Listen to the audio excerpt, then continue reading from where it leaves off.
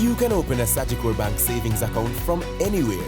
You could be here completing the application, or here uploading your information, or out here receiving your account details in just 48 hours. Go online and open your Sagicor Bank savings account today.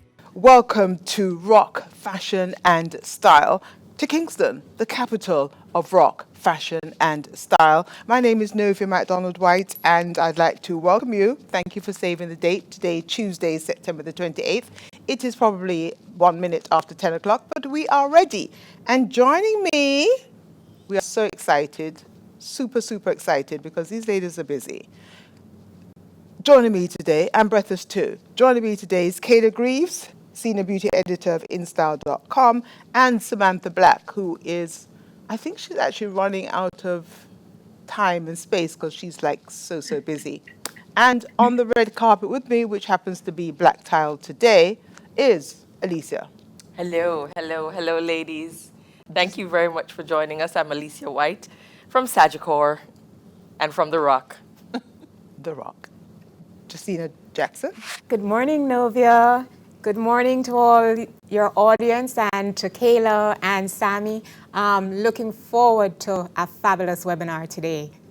And seated on her throne, because never let it be said that anybody has it over us, is Norma Williams. That's correct. Good morning, Novia. Good morning, fellow panelists.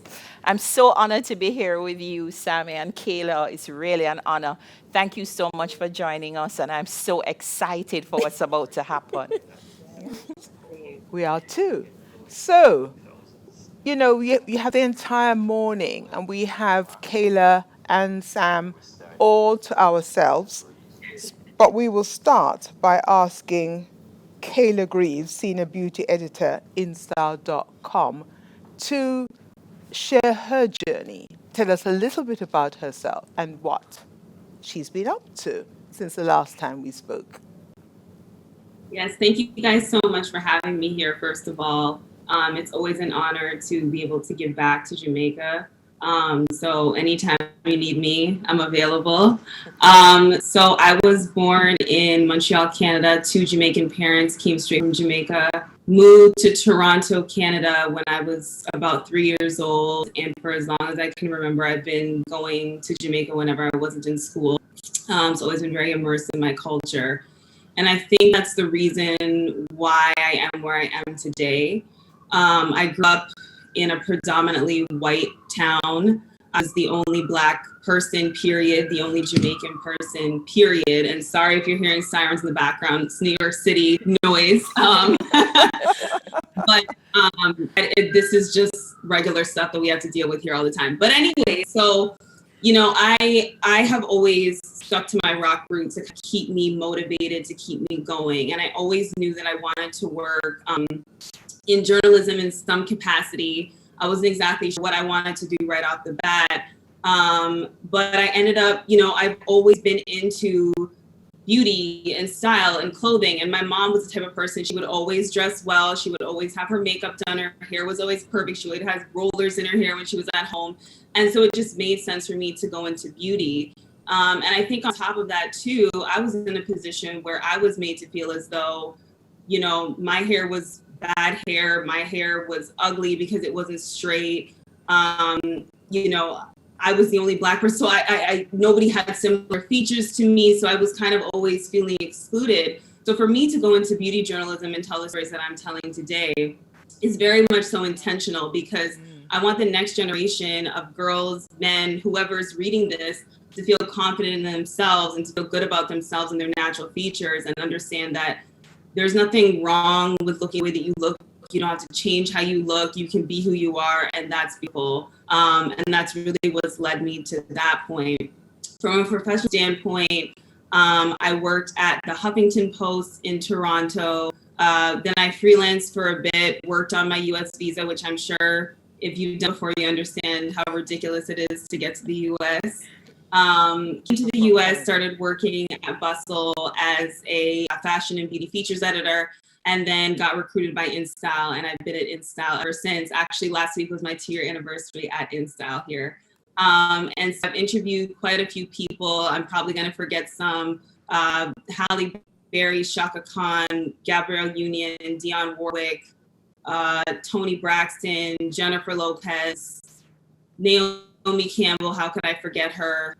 There's been a lot of people, but it's been a very satisfying journey to get to this place, because it hasn't been easy, but I'm here and I'm doing it, and it's really just an honor to be able to give back to my community in this way through my work. Thank you very much, Kayla. And we will certainly get back to you in terms of it hasn't been easy, because, oftentimes people look and, they think that they can literally wake up the next day and become. So when we come back to you, we will ask you to signpost it hasn't been easy. Well, beauty, fashion, style, and then Samantha gets to make dolls. Samantha B, welcome. Thank you Samantha so Black, much. fashion designer, ladies and gentlemen. Yes, hello. Thank you so much for being here. Novia, the Observer, you guys have been so supportive. I can't say it anymore. Love you guys. We're family.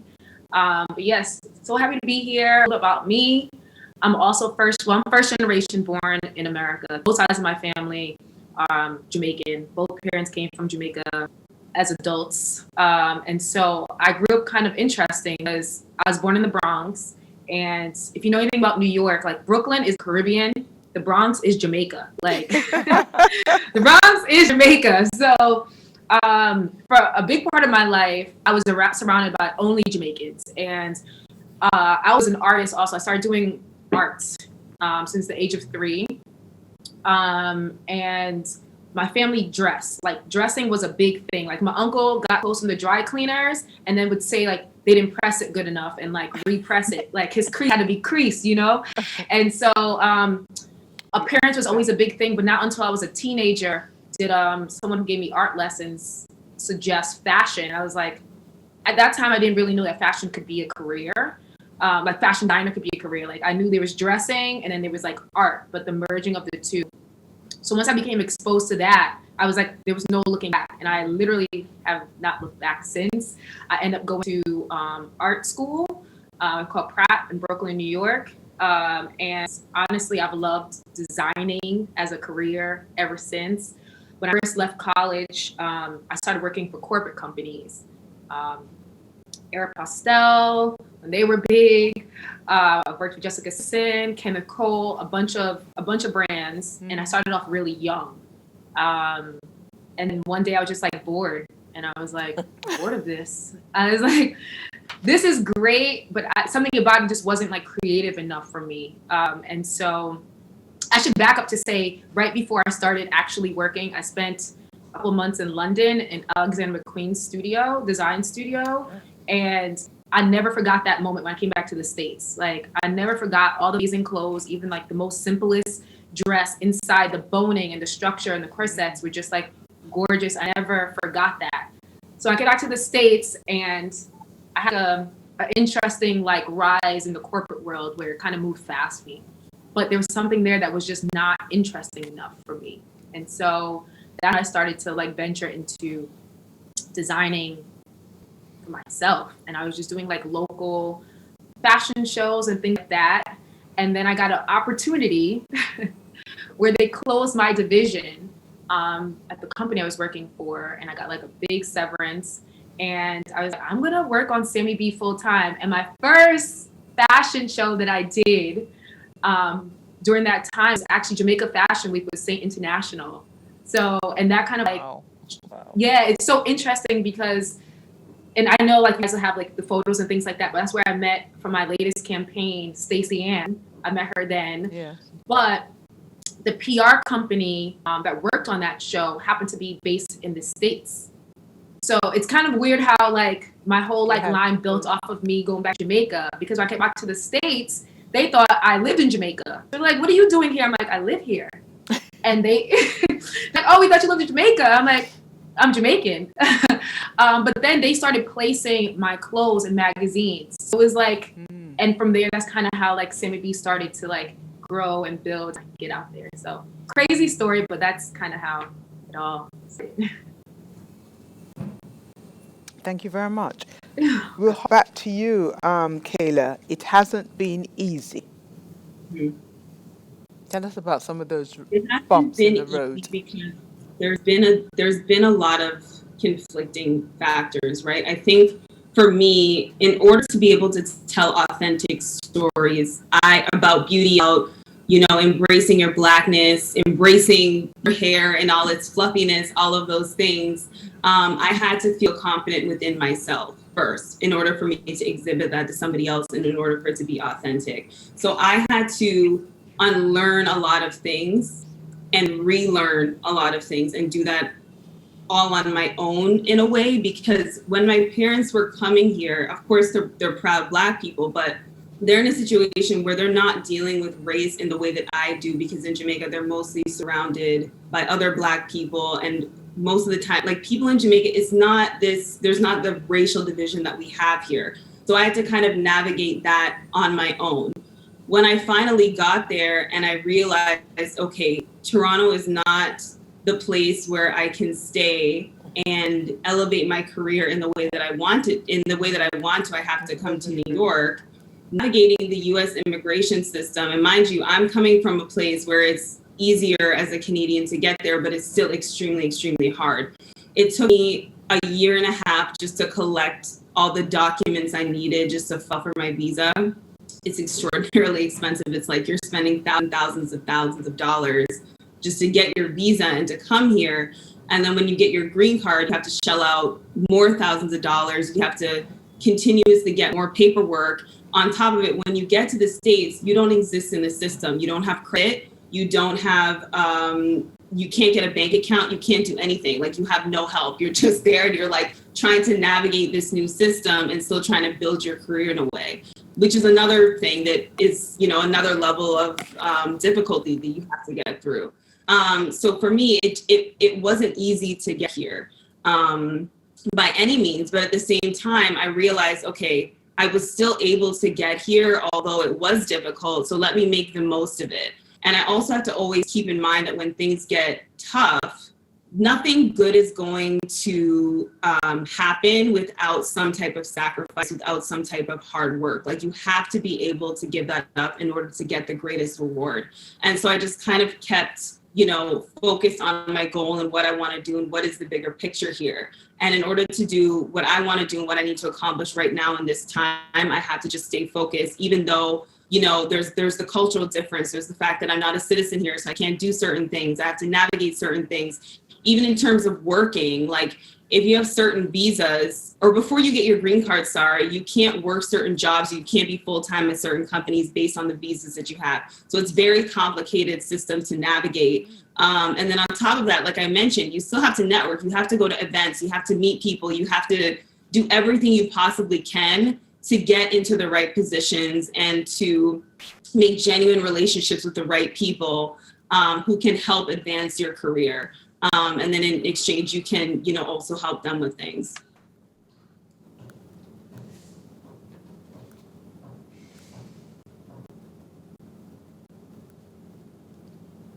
Was that a full stop from Kayla? Okay. For Kayla, you just kind of stopped, and I was like, "Is that a full stop? Is that a full stop from you?" Samantha, it hasn't been easy. Or was it easy for you, Samantha? Listen, like, not to like take part of your story, Kayla, because it's different, but at the same time, although I was born in the States, so I have opportunities and didn't have to go through certain things, my family members and my mother wasn't a citizen for much of my life.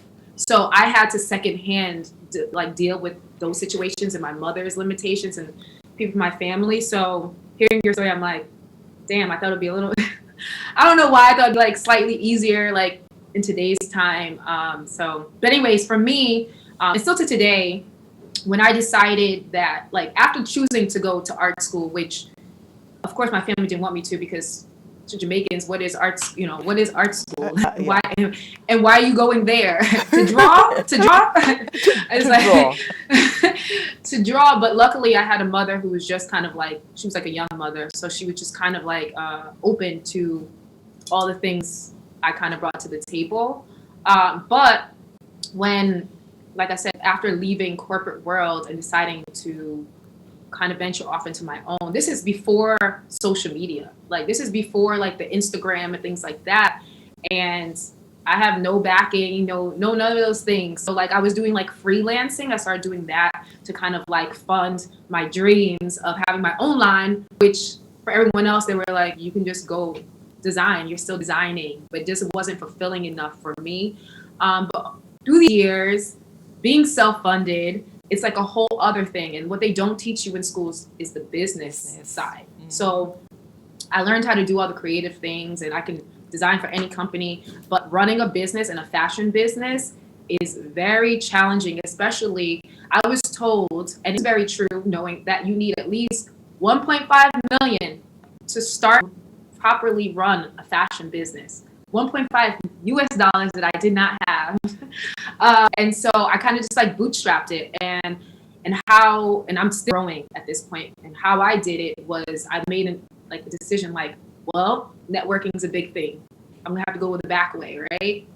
I was like, I'm gonna be looking at every single thing that's happening fashion-wise, art-wise in New York, and I'm going to introduce myself to people. And that's like a hard thing, especially in New York. People are like, what you want? But I made that decision, and that's kind of like what helped me in my career most, I will say, is the relationships that I built during that time. And luckily, it was a special time where there wasn't this like, I feel like Instagram and social kind of like made more barriers in a certain way. Like they made things easier, but also some barriers up. And so I'm introducing myself as, a new designer. People are like, okay, and let me see what you got. And they just kind of liked it. And so I kind of built my career off of that. But what was challenging was never getting the structure that I needed. So for years, I kept kind of like doing all right, but not really well, because I was never really building that structure. I kept trying to get help, no help. And I mean, this went on for 2021. This went on for a good like 6 years, to tell you the truth, where I was just kind of like entering this like cycle, like doing okay, but never really doing it right because like the structure wasn't okay, not really knowing the business and trying to figure it out myself. Because even some people who do business that I would ask, they don't know fashion business, which is a very, very different thing. I don't know. So that's one of the struggles I had, and still is something that I work on, like aggressively work on, fully understanding and getting more knowledgeable about the business side. But that's one of the biggest things that kind of like deterred me, or gave me some setbacks as far as my journey and having my line. That's one of the biggest ones to this day. So hard stop. I just want to add to what Samantha was saying, though, in terms of family support, because when you're going into creative fields as a child of Jamaican parents, like they're like, okay, we came here for you to be a doctor, lawyer, engineer, teacher, principal. Like there's a certain set of successful career paths. Like my father wanted me to be a lawyer. He's like, you're very convincing, Kayla. You know how to argue well. You know how to, persuade people to do this. And I'm like, yes, but persuading thought is something you can do writing if you're responsible about it, right? And you use your platform properly. And then I remember the night when I actually told my dad, like, I don't want to be a writer full time. And he was just kind of like, he's like, I'm just struggling with this, and I just want to make sure that you're secure. And I was like, I could do law school. Right. And there's some people like their life is the law and that's for them and that's what they're meant to do. I know myself and I know that I would have gotten bored and I would have been miserable and I hated my life if I had done law. So I didn't do it. And I didn't listen to my parents. And thank God I didn't, or else I ended up in New York doing what I'm doing now. It's hard. It's so interesting being like, well, you're Jamaican Canadian, but Jamaican American, because it's such an interesting, like, I would say to people, like, I would go to school and I would be in America, and as soon as I got home, I entered Jamaica. Like, rules, regulations, I was taught and told I'm not like those other people. But to the point where I believed that, like, oh, I can't do that because I'm not like you. But it was a real thing. And breaking those down. And even like my mom was a little bit easier, even though when I said art school, she tried to convince me for 2 years to do architecture. It's like, I'm not good with numbers and I'm still not. How does this work? But like all my family members, they were like, she's born with a silver spoon in her mouth. You cannot allow her to go to art school. So it's like a weird battle of like being here sometimes and having your whole family be taken because you're held to a higher standard because you kind of are in like the free world, I guess, where there's any opportunities. Why would you allow your child to choose this? Draw because clearly art was an abbreviation, architecture. So don't simple.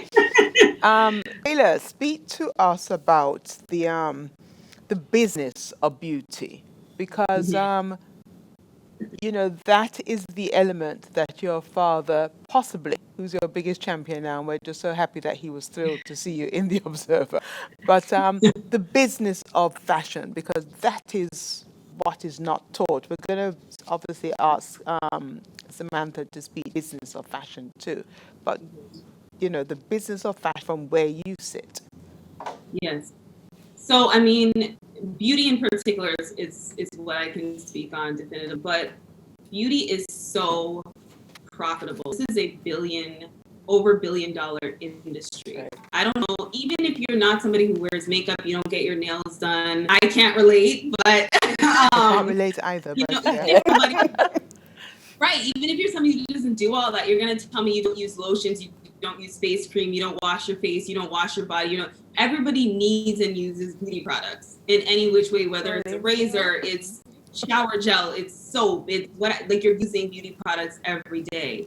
It's a giant industry. We all need it. And Black women are the number one consumers of beauty products in the United States, period, and I'm sure elsewhere in the world, because it's just, we love to look good, we love to smell good, we love to feel good. We love to do our hair, we love to do our nails, we love to have on makeup and stuff like that. So it's something that's very profitable. But the issue is that while we're seeing a lot of this, there's this whole conversation in the US about diversity and inclusion and making sure that ads are quote unquote inclusive and it's including everybody and whatever. And that's fine.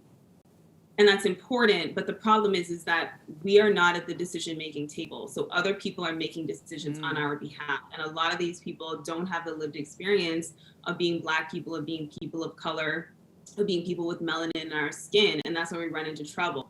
So a lot of the times we'll see, I think now through Fenty Beauty and, the 40 shade effect, they call it, all of these brands are making sure that they have 1 million shades of foundation available to everybody. But the problem is that they're not focusing on the undertones of the foundation. So a lot of the times, really dark colors will come across a reddish undertone. It won't match people's skin. And then there's 1 million medium shades. And then there's 2 options for darker skinned people. And this is the problem that we keep running into with other shades of makeup, contouring was a big thing for a long time. They don't have contour kits for people with very deep skin tones because they just can't make the color. Concealer is another issue. Lipstick is another issue. Highlighter is another issue. These are just basic things that we're not being served in this way. Even when it comes to hair care, there's so many companies that are coming out and saying, we are making products for everybody's hair and it's inclusive of everybody, it's across all hair types. That's not really possible to do, right? There's unless you have a line, for example, I think Pattern really does this well. Tracy Ellis Ross's line, she has a line that's specifically for hair, but has different types of conditioner. So she'll have intensive conditioner for coily texture, medium conditioner for finer hair, because everybody's hair does a different thing. So if you're going to say you're an all-inclusive hairline and you only have a line of 3 products, there's no way that that's going to be actually effective for all 3 people, for all types of people with 3 products. But the issue is that a lot of us are not at the decision-making tables, right? But we're the ones who are spending the most money. So now there's a conversation starting around, okay, let's get Black women beyond these diversity and inclusion VP roles and actually into the C-suite and other levels to be making these decisions for us on our behalf, to making sure that the next curly line can work on type 2C hair right down to 4C hair. And there's no discrepancies, no issues in between. Because what I also notice now with a lot of curly lines is they have looser textures as the picture or as like the example. And I don't see coily hair, I don't see afro hair.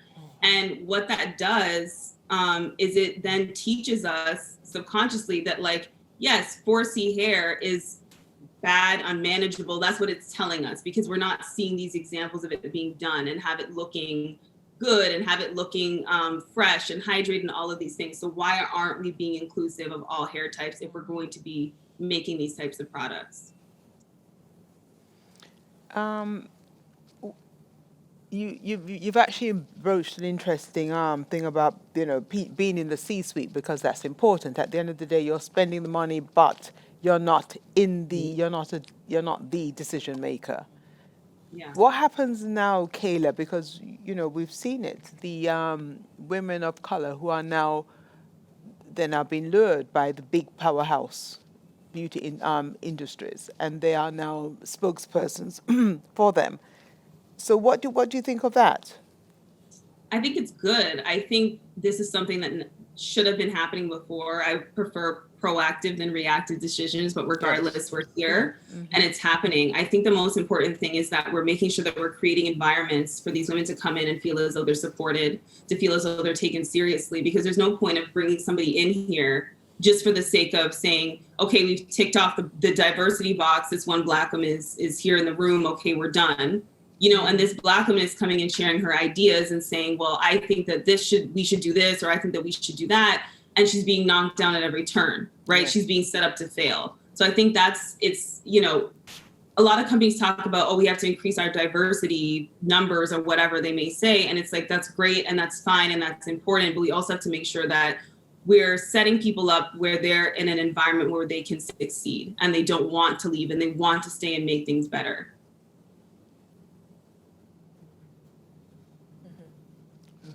That's a full stop. Okay. Before we go across to Samantha, I'm just going to ask a question that has come up already, and I'll ask you to answer first, and then we'll go to Samantha, and then we'll continue with Samantha. So, Kayla, how do you balance parental expectations with your personal goals? Well, how did you manage to balance, parental expectations with your personal goals? Thank you for that question, Jackie McDonald Davis. Thank you so much for that question. Again, it's hard, but I think it comes down, you have to trust yourself. And I think when we're constantly, I'm best of friends with my dad, we talk every day, we talk on the phone every day, but there's certain things where I have to understand, like, when am I looking for his approval and why am I looking for his approval with this certain thing, right? At the end of the day, you reach a stage where you're an adult, and though it never really feels like you're an adult according to your parents, you're a grown up and you have to make decisions for yourself, right? So I think at the end of the day, what our parents want is for us to be successful. Yes. And no matter how you get there, if you know that you're meant to do something and you're willing to put in the work and you have the determination to do it, you're going to get to that place, right? And so I think you have to do what's right for you, but you have to be determined to be successful. And then I think everyone's happy at the end of the day.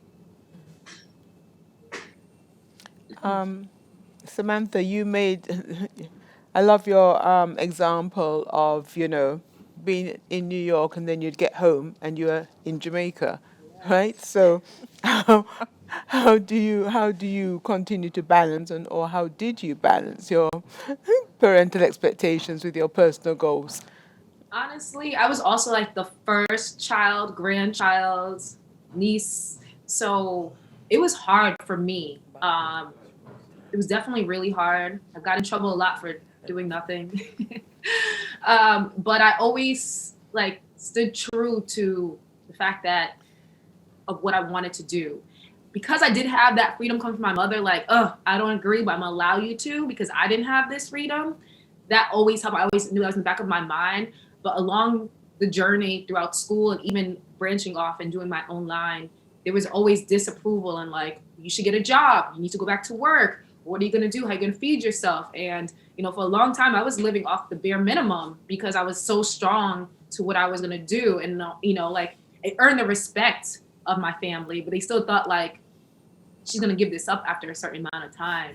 And I remember the first big fashion week I was going to do in New York, my first solo show. I told my family, like, oh my God, I'm so excited. I'm doing New York Fashion Week. And literally even my brother called and was like, you're wasting your money. This is like, do not do this.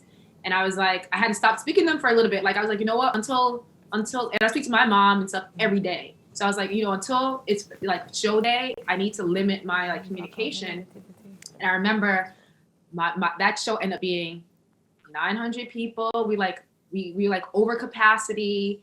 Like Solange Knowles DJ'd, and I remember looking at my mom's face, and she was like, "All these people, they're here for you." I was like, "Yes." And then but I saw in that moment where it kind of like started to click for her. Like, Yes. I don't get it, but I could see that what she's doing is leading her in the right direction, and that's all I needed from me. Like, I knew in that moment that I also like proved my point, and that I didn't really have to worry so much going forward about like when it's like negative talk, because trust me, I still get it to this day, but I just don't care so much anymore. Whereas I did care before, but I was still so like headstrong about like what I was going to do. And like Kayla said, at the end of the day, once our parents can see that we've reached some level of success, that's all they really want. It's just them being nervous and putting in their weight on us. And I'm like, I have anxiety. I don't need this, but it's really just kind of like standing true to like what we want, and knowing that even through the hard times, if we really want it, you kind of have to stick through, and it will like eventually you will get to the point where like you seek success and your family sees the success as well. And that's truly all they really want. Kayla spoke to the business. We're going to obviously get some more out of her, but she, you know, has started the conversation around the business of beauty. If we're looking at the business of fashion, Samantha, the last 18 months, you have sat in New York. You've had a front row seat to so many designers shuttering. How did you, what made you feel that you were so special that you could continue to continue? Pride. That's a Jamaican pride right there. Your Jamaican mother would tell you that pride cometh before the fall. Yeah, that is true too. But so funny enough, so for the past 3 years, I was living in LA, and I just returned to New York in March, which was also like that was another one of those things like no one approved. And I was like, I need to do this. I need to be back in New York. But it was such an interesting time for me where I think those years of me fully grinding and doing a lot with a little bit helped me through that time. So while all those businesses were closing, I knew how to kind of like pivot. Whereas some of these companies, because of their structure, how they came about, they didn't have to like do the grind to get there. So I pivoted and kind of started off by doing like what I know best, and that's to be creative. And during a time where people were just kind of like at home, I was just being creative, and people started paying attention. And I'm like, okay, well, and these are clothes that I sell too. And it kind of just like went hand in hand. But then when people were paying attention to Black talent and Black creators and Black designers, I was there. And so because I put in so much work, and because I deal directly with my factories and all those things, that when it came pivoting time, and my stuff was all in LA. I still get my production done in LA. My factories weren't overseas. They were right there. So I just call people up, have people come to my studio, Soulworks, to get work done. And I was also dealing with the little factories who were only at the time making masks, and they were so happy to finally be making clothes again that it really worked in my benefit. But I never stopped. And I think that was the biggest thing that helped me through these, like, I've had the most successful year and a half, 18 months in my career. And that's because of the fact that I never stopped. I never gave up. I didn't succumb. I just kept grinding. Like, I don't know when they're going to need it, but people are going to need clothes at some time. And lucky for me, people were home and just all they could do was shop. And because my setup was online exclusively, I was okay, where a lot of businesses relied on in-store shopping. I relied on online shopping. And that's how I was able to like overcome and then like surpass anything I've done in the past. We're coming back to you. Kayla, in the UK, I mean, the announcement has come that Vanessa Kinghorn is now you would have, that tremor that we all heard is the Chief Business Officer at Business Vogue. Back to you, Kayla, speaking about being in the, around the table in the C-suite, making the decisions. How realistic is that? I mean, yes, we have Exhibit A, we have Rihanna, the newly minted billionaire. From where you sit as senior beauty editor at InStyle, what would you like the spin-off to be, or what can you tell us? Because surely from where you sit, you can tell us what the spin-off is likely to be. Yeah, I mean, it's not an easy thing to do. I mean, I wasn't the senior beauty editor at InStyle overnight. This took Correct. decades, I mean, over a decade of me being in the industry for me to get here. What I think is important is, we understand as Black women that we're already at a disadvantage because we don't have the privilege of, the networks, the nepotism, all of those things that gets other people in positions of power. So what we have to do now is that once we get to these places, we have to bring the ladder down and lift other people up with us, right? It's on us to do that, because if we don't look out for each other, nobody else is going to look out for us. I think that's been apparent at this point.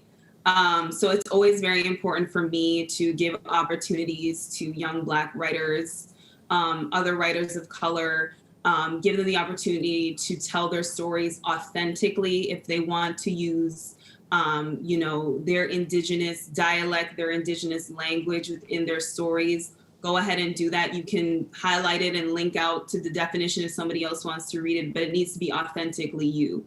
We can't continue to water down stories and make it palatable for people who are outside of our cultures. We have to be ourselves. We have to be able to be ourselves. We have to be able to bring our authentic selves to work.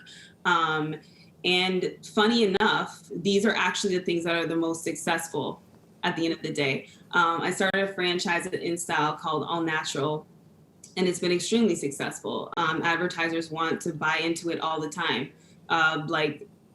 It was launched last year. It's been sold at least 6, 7, 8 times at this point.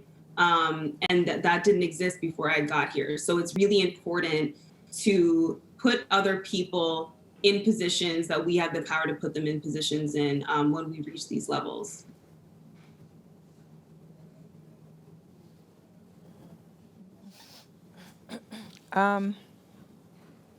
Okay, fine. So putting people in a position. So what else? What else needs to happen, though? I think as well, I mean, I think companies need to be able to invest in us, to make space for us, to create more positions for us, and to have upwards mobility for us. You get to a certain position in a company and sometimes it's like, okay, you're already at the top. Like, where do I go from here? And you're kind of forced to leave and bounce around companies. And while that has its pros, it also has its cons, because you can't stay in one place and make change if you have to keep leaving in order to continue to elevate yourself.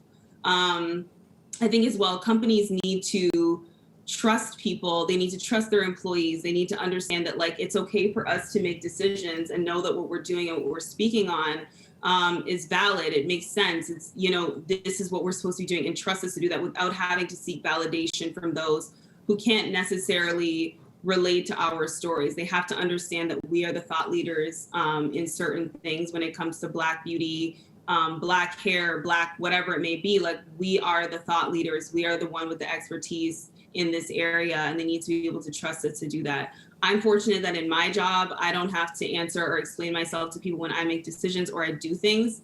But they've also seen that it's been very successful. And this is the trend that I see, across the board, is when Black women are put in positions of power and they're trusted to do their jobs, and they are looked at as the thought leader in these areas, it's always, always, always successful. It always works, and it's always profitable for the company. Absolutely. Hence why I mentioned Vanessa. She brought home the bacon. She's been bringing home the bacon. So we'll just continue to applaud her as she continues to allow it to sizzle. Okay, Samantha, how you are on Project Runway. So tell us, take us from that journey, your latest collection, your love letter to Yard. And of course, we have to speak about your American Girl. Yes, isn't that crazy? So, whoops, I lost my phone. So, Project Runway, years now. So, I did Project Runway and Project Runway All Stars, and it was just something that I always really wanted to do. I had interned for Michael Kors. They were filming at the time. I didn't even know what it was when I was interning, to tell you the truth. And it's just something I always wanted to do. And I tried out a few times before I actually made it onto the show. And it's one of those weird things that I did in my life that I'm glad that I did, but it was definitely like an interesting moment in time. And like Kayla was saying, being authentic is most important, because I was always authentically me. And there was times when producers definitely wanted me to be something other. Stereotypical Black girl from Brooklyn that I just was not going to do. And Betty's saying that like it probably hurt me in the long run, which it probably did, but I was okay with that, because I'm going to be me. And before I do which is not right to me, I'll walk off. So I think no matter what, in any position that you're in, TV, you do have to authentically be you, and it'll come back around. Don't be going crazy, but stay true to you. And that's what I did. But all in all, is one of those things that I really wanted to do, and I'm happy that I did it. All Stars was awesome. It was a better experience for me. I think after going through the first time and all the surprises of the production, I knew what I was going into, whereas necessarily the first time I didn't know what I was going into. But I was also realized how I could use it to my advantage. And I think that's something that's always important as well. But moving forward to my love letter to Yard, I've always inserted my heritage in my designs across the board. But this one is so specific because it is Jamaican to the bone.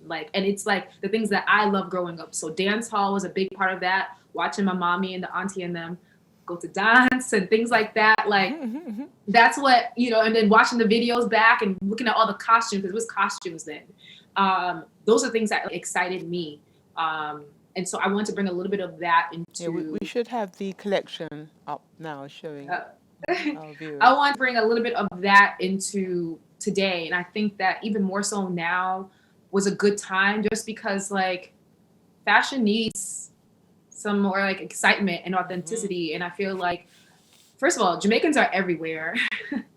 And we inspire so much musically, fashion wise, and we don't necessarily always get the credit. Yeah. And so I just wanted to go full blast what I felt like was super Jamaican, but also updating some things. So one material that I used was a mesh that was my version of the mesh marina, bring that to life. Use of color, all the things that Jamaicans inherently do and are. We're colorful people, we're sexy, we're stylish, and we set the trend. So some of the things that people go crazy for Rihanna about, she pulled from, literally Jamaican culture. And so sometimes it gets lost in translation. People just think the islands, they think it's one big thing, but no, specifically Jamaicans set the trends. Look up what Watalawa, and that's basically what I wanted to bring here. I used Stacey Ann, who I met my first fashion show in Jamaica, and I used my cousin Paige. So I used 2 Jamaican models. Trini did the makeup. I was trying to keep it all West Indian, to tell you the truth. We shot at Omar's Kitchen in New York. He's also Jamaican. He's a good friend of mine who allowed me to use his space that was the most authentic I could get without being in Jamaica. And I just love it. And it's been well received. I didn't even care about that. I just really wanted to do this for me and my love for being Jamaican, and all that it's kind of made me. But this is just the beginning, and I'm going to continue this throughout my designs going forward. There's always going to be a small section that is so the reception has been good, and yeah, it's been great. And you didn't do the show. You didn't do New York Fashion Week.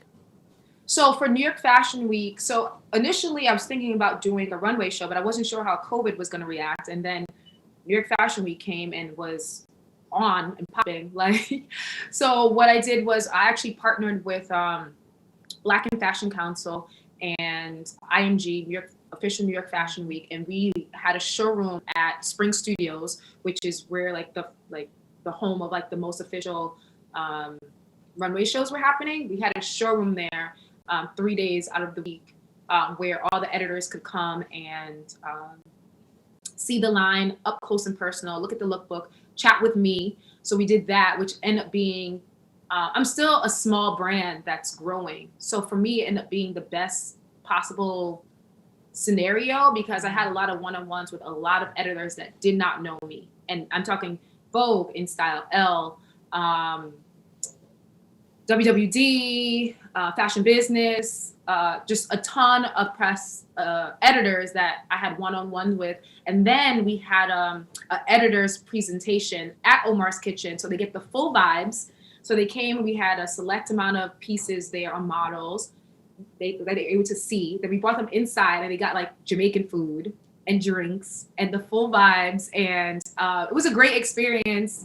And I just want them to fully be immersed in my culture. And so it was overall really great. And then recently, the American Doll, of course, segues Yes. really into that. So, okay, American Doll. I've been obsessed with American Doll since I was a child, like many little girls are. There was a Samantha doll, and I just loved that. She had my name, to tell you the truth. That was the name part. Like, what? But she's an iconic staple in American like history and fantasy and all of that.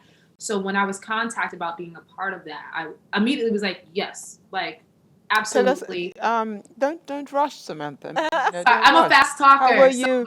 I'll back up to that. How do you think why did they choose you? You know, so I asked.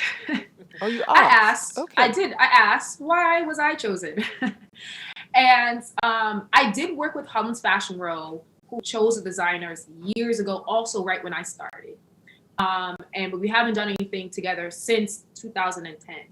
And they said they sat down and there was 3, so American Girl doll, we're releasing 3 brand new dolls that fit into today's society called the World by Us dolls. There is a black doll, a mixed doll, who I designed for, and a Latina doll. And each of these new dolls have a story that's written about them that I had to design into that. So I was giving Yvette, who's actually mixed race, she's black and white.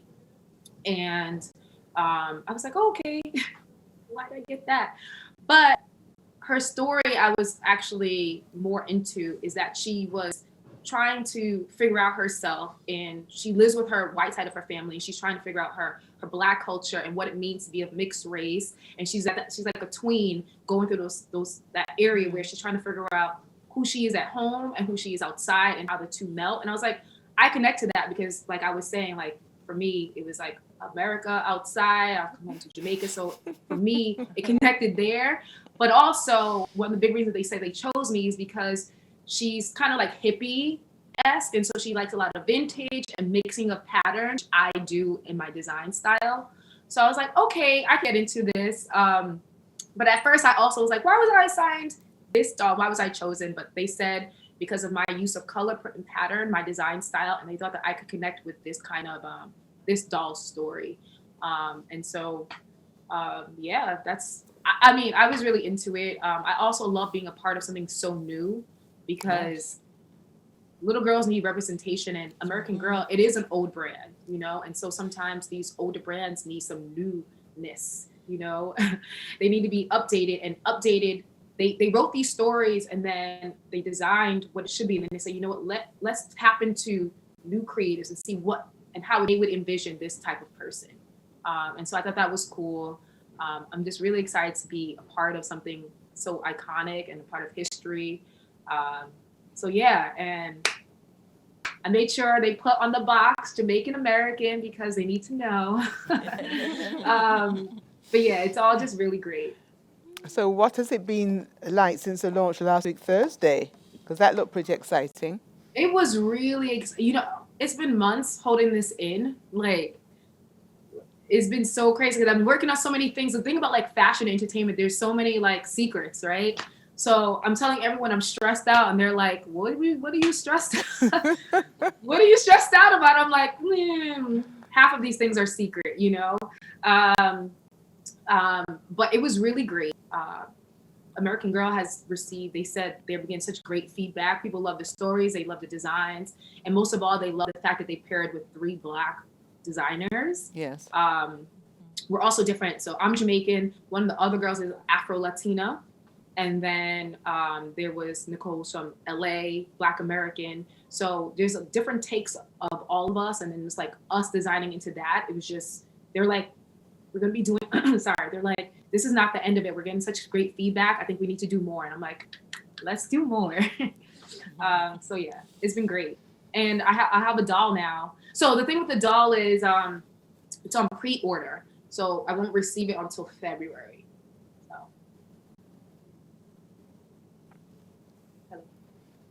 Okay, so can we look forward to, a beauty industry doll, Kayla? I mean, I would love it. I mean, Sir John partnered with Barbie a few months ago or last year. I have like no concept of time anymore because of COVID, but Sir John did partner with Barbie to bring some beautiful, Black Barbie dolls to life.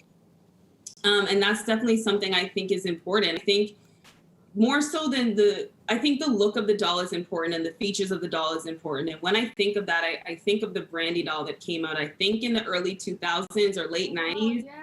And right. And I remember that doll distinctly because before then you could find Black Barbie dolls sometimes, but they would have white features. Like it would just be like a regular Barbie doll that they painted brown. But with the Brandy doll, she had Black features. She had literal braids as her hair. And I think, if we're giving little Black girls dolls with their actual hair texture that matches their hair texture, that matches their features, that matches the way that their nose looks, the way that, whatever their features may be, their lips, the full lips, everything, like that is so important to do when we're making authentic dolls. Now, mind you, I haven't looked or purchased a doll in a long time.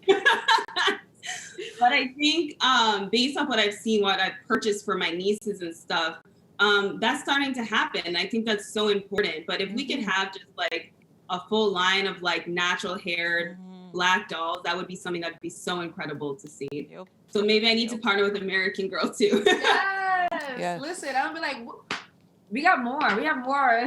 More. Yeah. Come on the team. I would love to, because I think that is so important. And that's honestly what I was missing when I was a little girl. I was playing with things and looking at depictions of things that didn't look anything like me.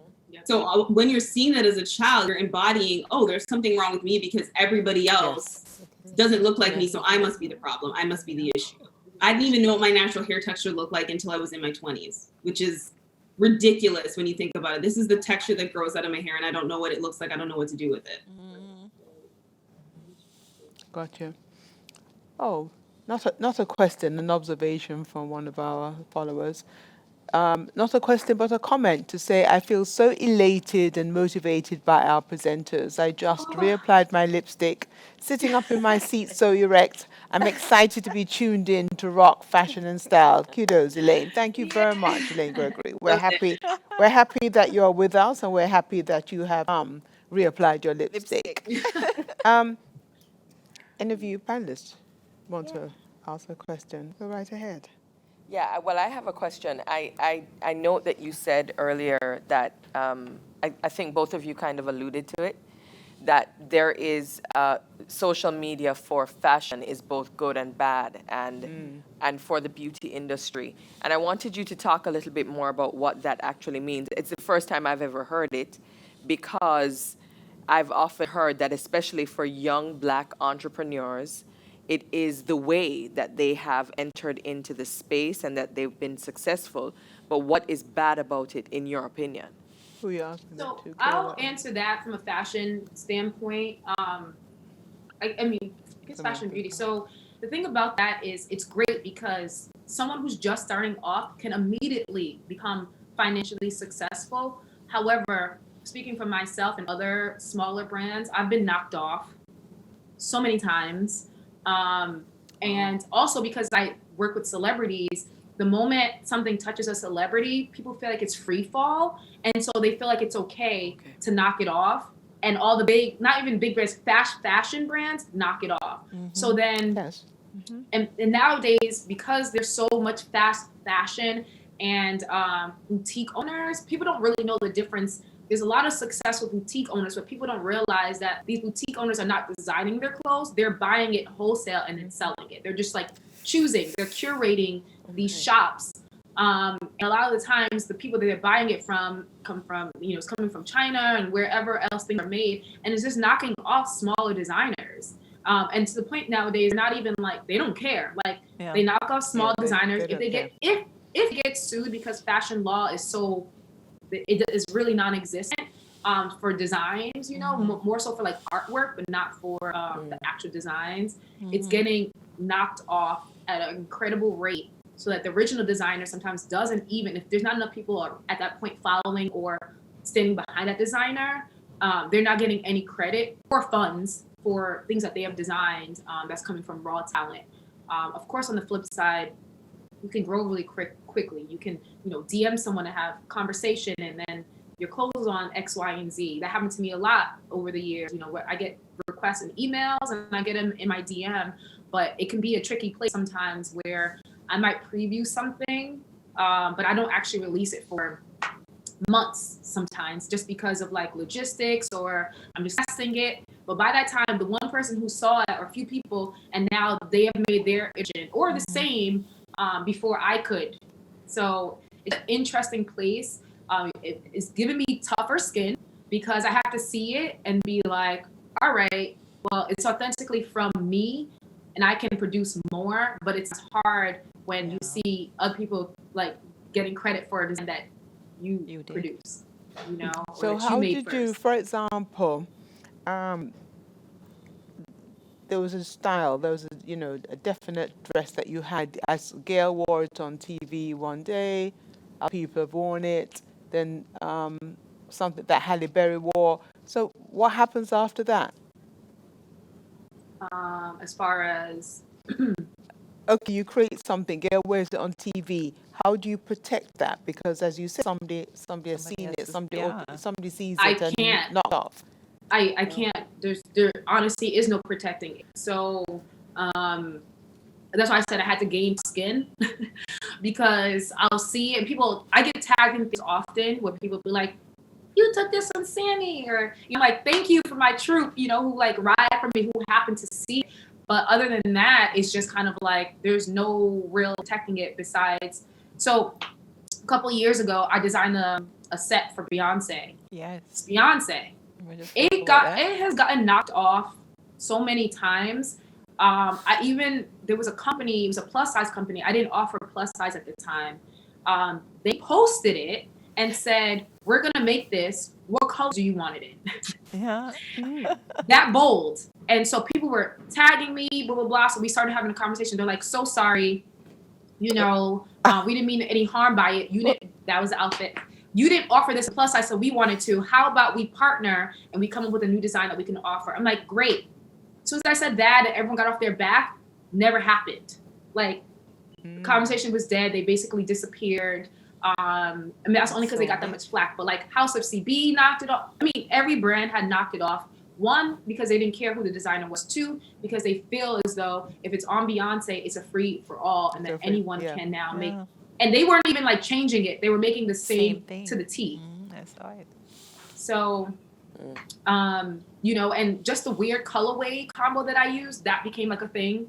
So, at first everyone was like, that combination is so weird. Beyonce wears it. Okay, now that's like a color combination that's used all the time now. Like, it's not even a weird thing anymore. So, little things like that where I have to be like, okay, because I have, 30,000 followers. At the time I had way less. No, like no one cares. And even people in the comments, people are kind of like so insensitive. They'd be like, who cares? You know, like people don't really care as much anymore. And social media kind of has created that too, where they're like, move on, or so what, or that's cheaper, so I'm going to buy it. Or I even see people say like under celebrity stuff, like, I can't wait for Fashion Nova to knock this off. So they can get the cheaper version. And that's just kind of become the thing where they don't realize for smaller designers, it costs me a lot to make anything. Like I get it done in America, so I don't get it done overseas. So I'm paying full labor, you know, in healthy facilities. My fabric costs more, shipping costs more, everything. And it costs me a lot. And even for me, I don't even have crazy prices, but then for a fast fashion brand to make it half that price, I can't compete with that. So you can't compete with them. Sorry. You can't compete with them. So who are you styling? Who are you creating for? I create for stylish women across the board, but what I'm saying is can't compete with them as far as like charging $19.99. I can't charge $19.99. Okay. So as far as like cost, I can't compete there. And also I can't compete where they have 5 million followers. You know, so I just have to I try to remain focused and stay in my own lane and not get too distracted by all those things and just keep designing. Because at the end of the day, I'm a designer. That's what I love. I'm just gonna keep designing. So people like Gabby, she's amazing because not only does she wear my designs, she purchases my designs, she supports me socially, behind the scenes. When like for the Met, it was super important. She wanted to pay tribute to Cicely Tyson, and they contacted me.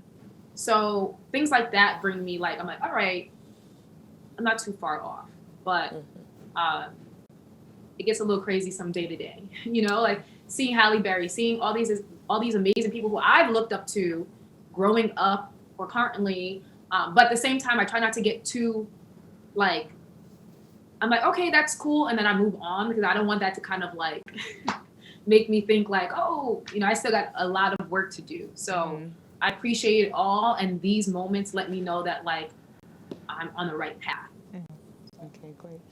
Lisa, different. No, that was the only question I had, and I do want to say, as a Black person, I've lived in Canada, and as a Black person, I find your approach refreshing. It is hard to be a Jamaican living in the United States or Canada, and of Jamaican parents, and not adopt every part of the culture that you're currently living in. So I want to say congratulations to you for staying true to who you are, both of you. Yeah. I'd love to ask Kayla a question. And the question actually relates to the whole concept of beauty and the imagery that's being put out there, Kayla, in terms of little Black girls. You know, growing up, we didn't have those images. As you correctly stated, all the Black dolls had aquiline features, straight noses, and silky black hair, and that was a Black doll. But not just the dolls, though, the images out there in terms of social media, the magazines, and so on. Do you really think that we could get to that place where little Black girls will have images of beauty that can actually relate to them, they can relate to? Because I still feel that there is still some amount of a disconnect. There's absolutely a lot more work to be done. There's a lot of work to be done in terms of race. There's a lot of work to be done in terms of colorism.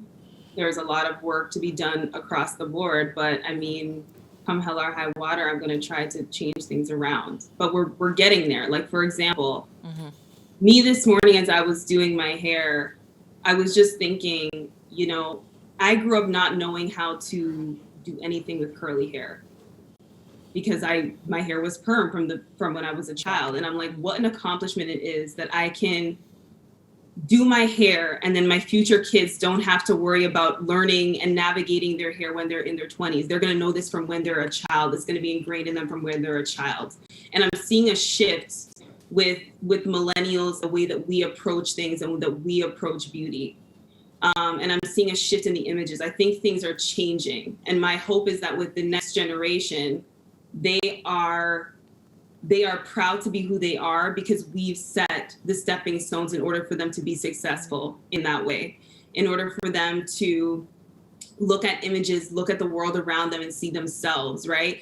Like magazines and social media is one thing, and that you can't control that. But what we can control, what we are seeing is a lot more Black women with their natural hair out, a lot more Black women, embracing their skin tone, not thinking that they have to not wear certain colors because they're of a certain hue or that's not appropriate for them to wear. They're doing whatever they want and they're being authentically themselves. And I think that's such an important thing that we're seeing really happening now with this generation, and it's influencing the older generation, and it's having a huge impact on the younger generation because none of the little girls in my family have ever had their hair permed, which is, if you want to perm your hair, that's a personal choice, but it shouldn't be because I don't like my hair the way it naturally grows out of my head. If it's easier for you because you may have limited mobility with your hands, or you have a short haircut, or whatever it may be, like that's one thing, and that's a personal decision, but it shouldn't be, a child is getting their hair straightened because their hair is bad or because their hair is ugly. Like, we shouldn't be teaching them that. That's ingrained in them and that stays with them as an adult. But I'm so happy to be seeing the shift that we're seeing in terms of the representation on the front end, and also just people in our day-to-day lives who are making these changes and making it clear that it is okay to just be yourself and who you are. Yeah. Justina. Awesome. Kudos to you, Kayla and Samantha, for having the tenacity to navigate the challenges and overcome the challenges. You have demonstrated to us that success is not something that comes overnight. And both of you have mentioned your families championing you as you journey on this course of success. And so, besides family, who else has provided that mentoring support to you? And what does that representation of that mentorship support look like? Is it a mixture of individuals of all races? And so that is part of it, that representation and support. And then a second question that I have for you is, were either of you headhunted for any of the positions that you held that propelled you in your success? Yeah, I can start that one off. Definitely. I mean, you're not going to get anywhere unless you have people helping you. Like, people who say that they're 100% self-made, how?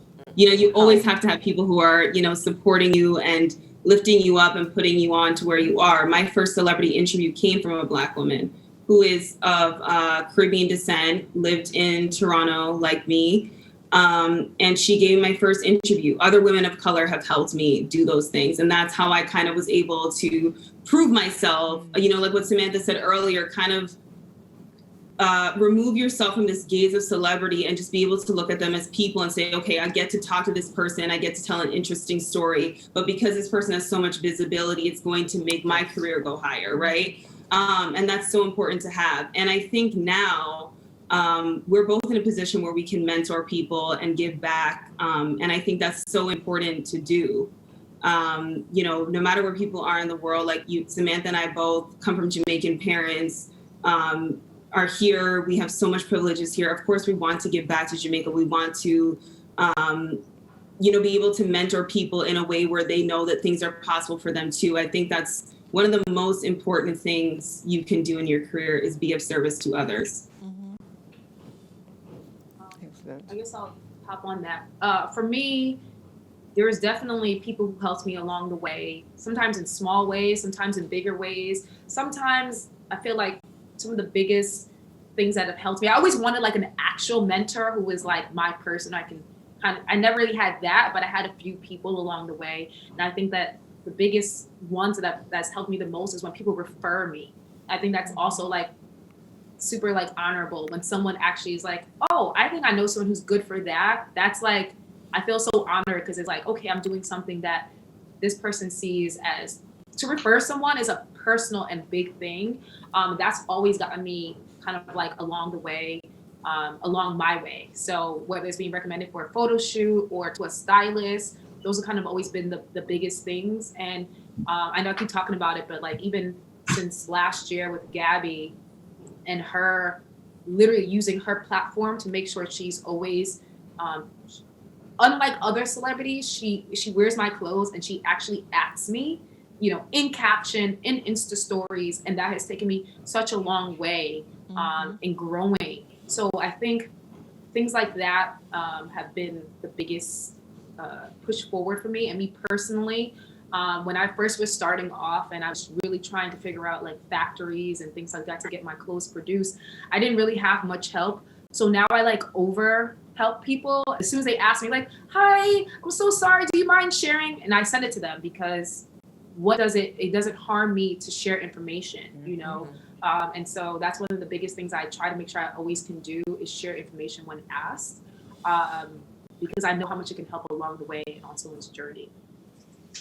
A question from Tisha Bennett, who actually has the other half of Rev, and she's actually created some great potions of goodies. Do you invest in any level of IP for your brand? That would be you, Samantha. Obviously, she was alarmed when you spoke about the ripoff. I'm sorry. So do you invest in any level of IP, intellectual property, for your brand? I don't, because like I said, it's very hard in fashion unless there's art involved, like artwork. So like a pattern like this, still very hard. It's something that I probably will look into later, but it has to be very specific. Like working with brands, I know that like you're just not going to win, to tell you the truth. And just from seeing cases, even surprisingly larger brands, not Christian Dior, I can't remember, but you're just not going to win. They make it so as long as like 1 to 2 things are changed, it's legal, basically. It's 2 hours. So it's a battle that is just not there law-wise. It's just not there for fashion law. So what steps are you going to take, Samantha? Because obviously you are going to have to look beyond. Yeah, you know, I'm not exactly sure at the moment, just because like just going off of like what others do in the fashion industry, it's just I'm still too small to invest all of that. Like even for me to want to go to court, the court fees alone will, you know, it's like it's not actually. I have to like see where I'm at and what's worth it, and it's not even worth it to go to court. So it's like I will move on. I can post on social media, which is like probably the most helpful tool instead of going to court. Post, get everyone that I know who's popular on social media to post as well. Yes. And make an uproar, like just like Dapper Dan, you know? Yes. That uproar has given him everything, you know, a lot that he has now. So that's where social media comes in handy. If you want to make an uproar, you can. But other than that, I need to save my funds to build my brand. Yeah. I'd love to ask her, please, on a more positive note, though, Samantha. Big kudos to you in terms of how I've seen you manage the brand, in terms of your logoing of the brand, exactly what you're wearing today, things like that. What advice would you have to give new upcoming Jamaican designers in terms of the management of that brand, and how I saw you, you know, go through getting that brand management company to help you to channel and to design and so on? What advice would you give? Yes. So one big thing, always nice to people, because you never know, as you're climbing your journey, you never know if you're going to meet that person again. So always be nice to people. And there's always a way to, if you don't, whatever, to gracefully move to the side and keep it moving. And that kind of is also how I end up working with that branding company, which, you know, created my logo and did a lot of other branding things for me, was through someone, you know, that I knew from the past that was like, hey, my company's looking to move into fashion, yada, yada, yada. Anyways, and worked to my benefit, let's just say. But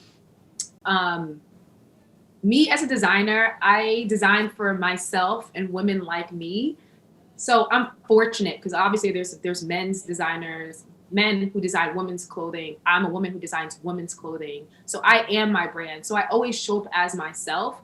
So for the most part, 90% of the time, I have clothes in the closet that, what's the point? Because 90 to 95% of the time I'm wearing Sammy B. I show up in my brand to anything, especially anything that's important. You should. Like, so that's number one. So if you are a designer, do not show up.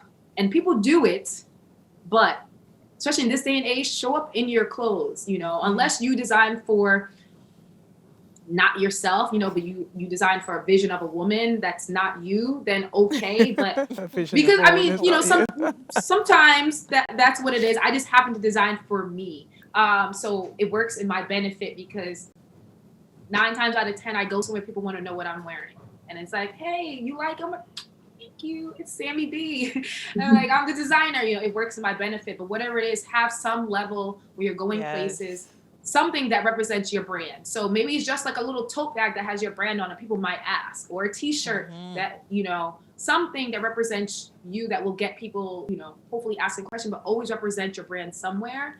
And that's what I do. And that's gotten me so far. When I first decided that I wanted to meet people in fashion that I did not know, I went out and I dressed to the T. I had my friends with me, and they better believe I had them dressed to the T in my clothes too. I was like, "What are you doing? Take that off!" Like, you don't show up to my house to go out and you're wearing something else. And that was just like a branding thing. We didn't push ourselves in people's face. We were just like, we showed up and it just like did us, and the people gravitated towards us.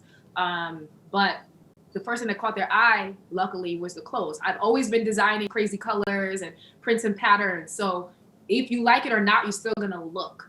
And so little things like that really are helpful. I mean, social media is really helpful. Don't ever, like, I don't have no pride when it comes to reaching out to someone. I will hop in a DM.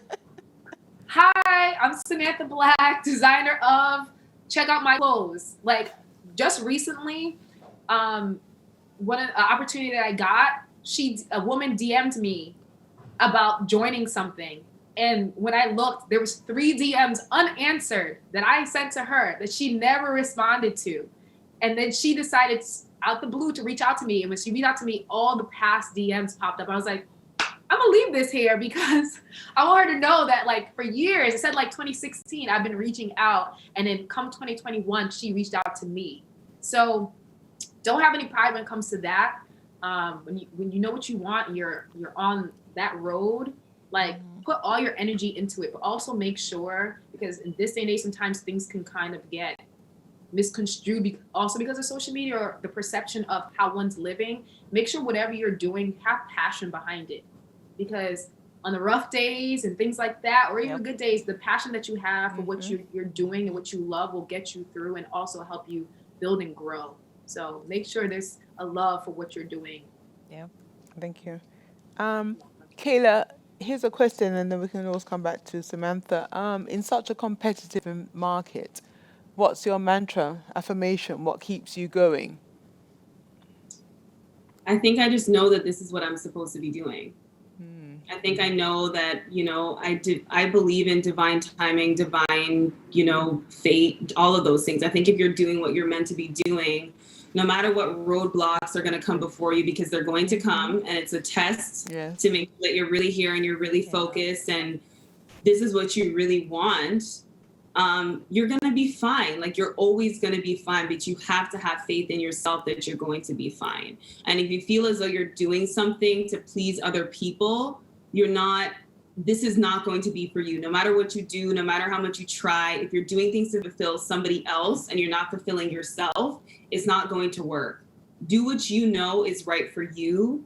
And again, it comes back to trusting yourself. Like what I mentioned earlier, you have to trust and know that this is the right path for you. So no matter how much competition, no matter how much people want to copy, you know, Sam's designs and stuff, she's still going to be dressing Beyonce. She's still going to be dressing Halle Berry because this is what she's meant to do, right? No matter how many rejection letters I got when I first came to New York, I still ended up at InStyle. And I didn't ask InStyle, hey, can I have a job? They came to me.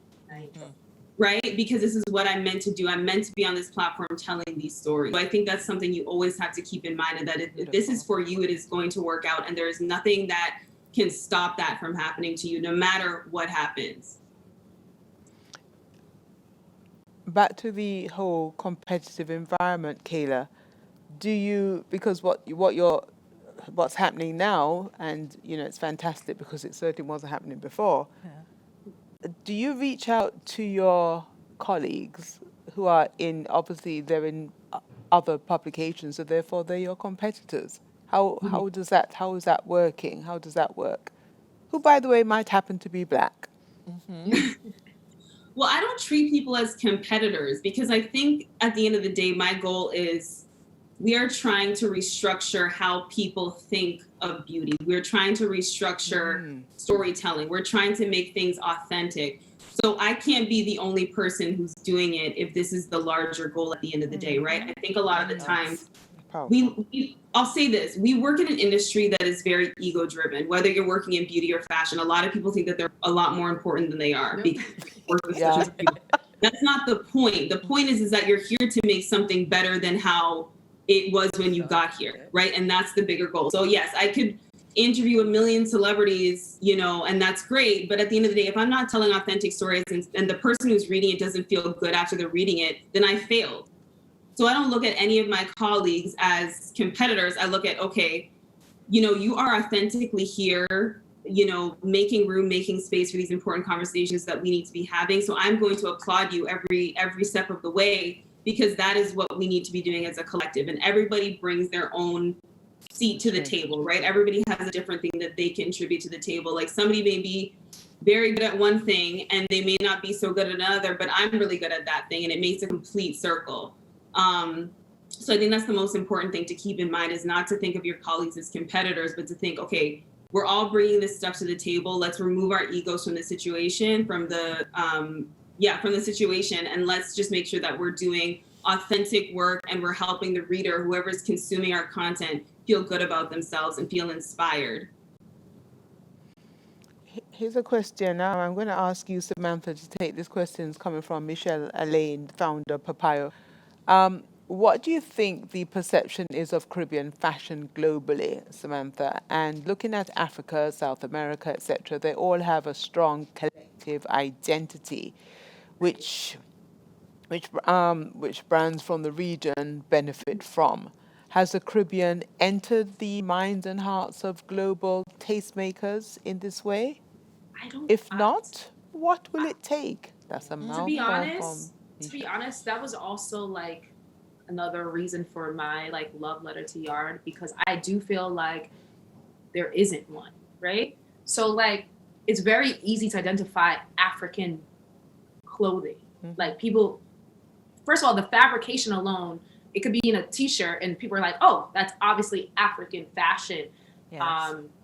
For Jamaican, West Indian fashion, it's not so known unless it's like a hat, they do like the dread cap and literally Rasta colors, and they're like, oh, there you go. And I'm like, no.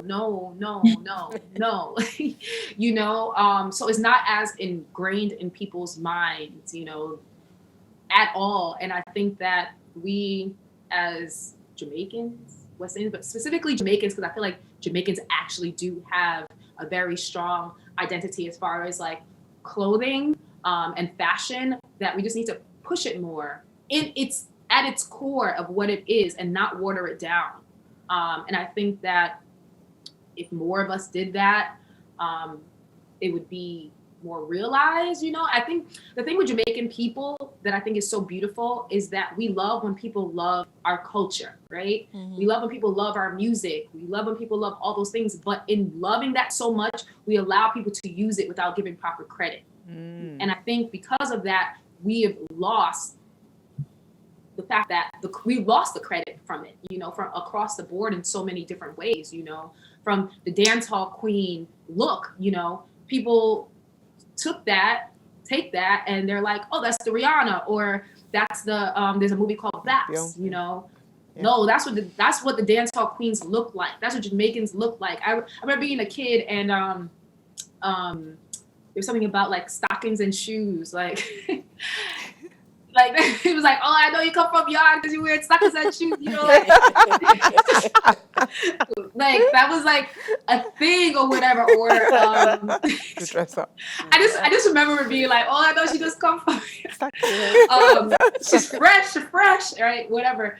But then that became a thing. I'm like, "Oh, fashion's doing this now." Like there's like little things, but I think as a whole, we need the clothing, we also need the imagery to look and feel very Jamaican.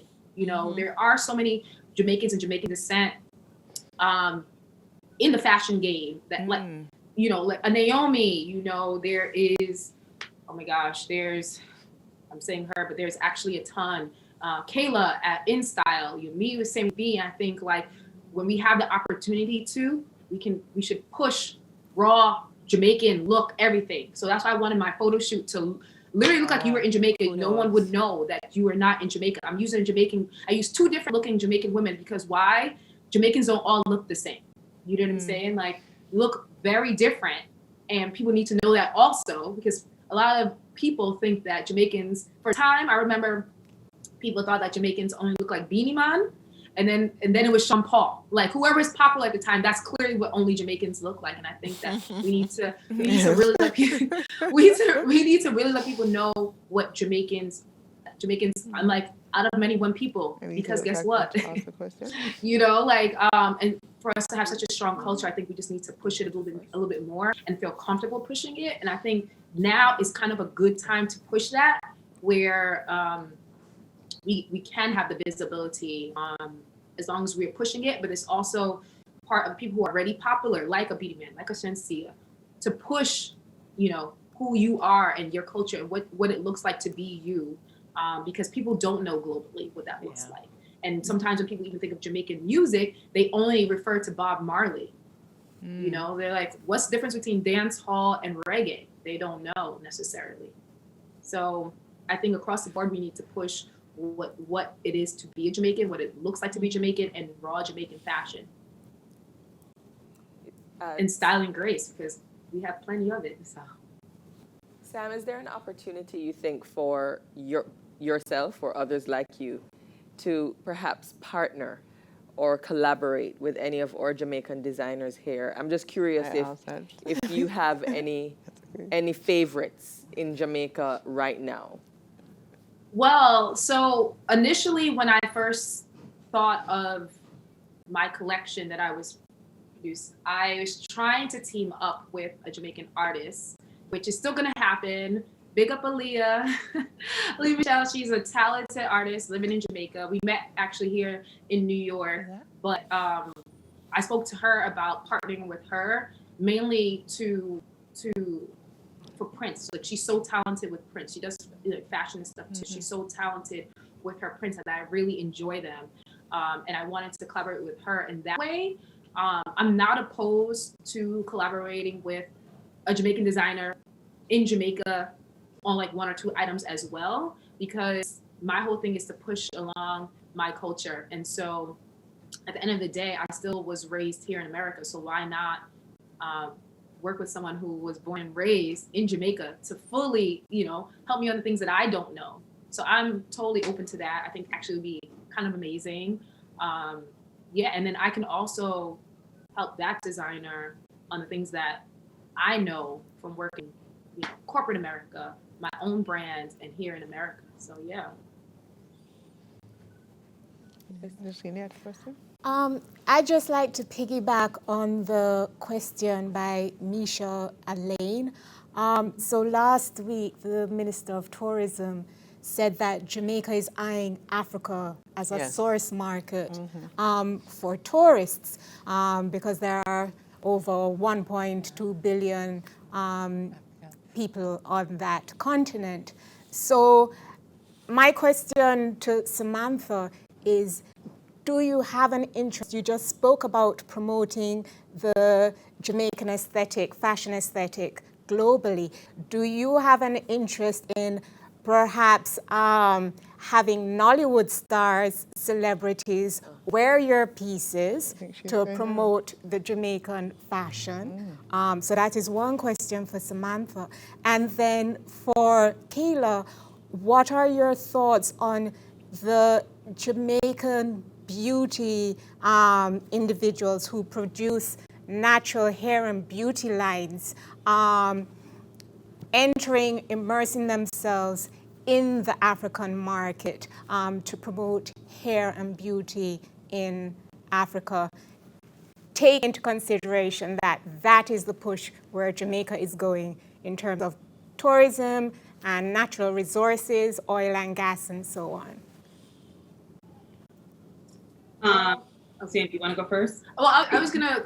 Mine's gonna be quick, anyways. Yeah. But I've worked with and I'm blanking on their names, but I've actually worked with two really big African artists. Oh my gosh. I love what she keeps saying. Ooh, jeez.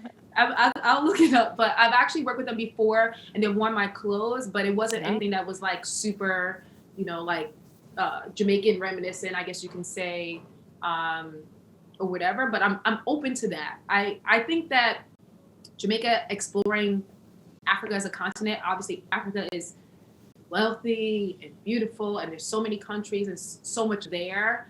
I just want, no matter where we go as far as expansion and open the country, that we also still make sure that what we're trying to do is have them experience Jamaican culture. I think that's, like, at the end of the day, the most important thing.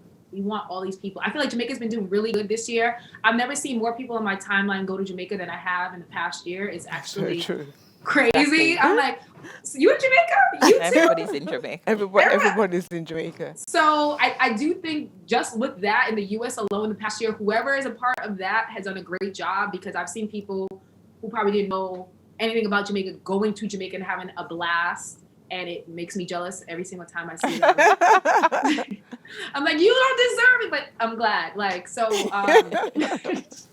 so I am happy as far as that goes, because I've seen that. Literally, I've seen that where it's like, even on like the Shade Room, like, everyone's in Jamaica. I'm like, they sure are. So that's beautiful to see. And I just want the expansion to Africa to, I think, absolutely just be careful, because other people mix the two sometimes. Like, they don't know the difference. So I think just, obviously we're of one, but make sure that keeping with like what's true to us when sharing. I think as well, I think it's, it's profitable. Like, tourism is a huge industry in Jamaica, but at the same time, there are so many other ideas and businesses and other things that could be making a lot of money in Jamaica and helping to diversify the economy outside from just tourism. And like I said at the beginning of the conversation, beauty is an extremely lucrative industry, right? So we're moving into Africa. I think that's a good thing. It only means that, more people are going to be buying our things. But like what Samantha was saying earlier, like, we do have to make sure that we are being careful about our culture and making it very clear that, like, this is a Jamaican thing. Right. And making sure that we are doing a little bit of gatekeeping, because like we said before, there's a lot of people that come in and go to Jamaica and they have a great time and they see one side of Jamaica, but they don't know what the other side of it is outside of the tourism aspects of it. And they take from it and we don't get the credit. And then other people are profiting off of our culture who are not Jamaican. Right. And they don't think that they need to reinvest in Jamaica in that way. So I think it's important that we do these things, but I think it's also important that we're making sure that these dollars and these funds and these things are going back to help Jamaica, and it's being kept that way. And it's taken care of in that way, in a proper way. I think that's important. Let me ask you this, Kayla. Have you come across any beauty products from the continent? I mean, we've had webinars where we've featured people from Nigeria with beauty products, right? And also, would you be, can Jamaicans, obviously through us, choose that, would you be receptive to receiving products? For example, Tisha Bennett, who was online from Jamaica, putting it out there. Absolutely. Like 100%. Please get into contact with me. Let's have a conversation. I would love to learn more, about the beauty product scene in Jamaica.